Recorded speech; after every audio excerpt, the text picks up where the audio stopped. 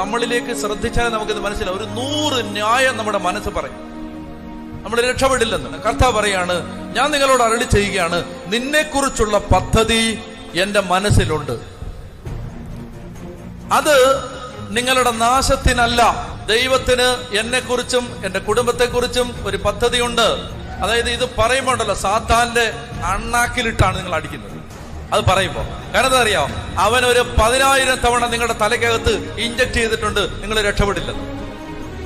10,000 കണക്ക്. സാത്താൻ പ്രധാനമായിട്ട് പ്രവർത്തിക്കുന്നത് ചിന്തകൾ തന്നുകൊണ്ടാണ്. സാത്താൻ എങ്ങനെയാണ് യേശു പരാജയപ്പെടുത്തിയത്? യേശു പറഞ്ഞു, ഗെറ്റ് ഔട്ട്,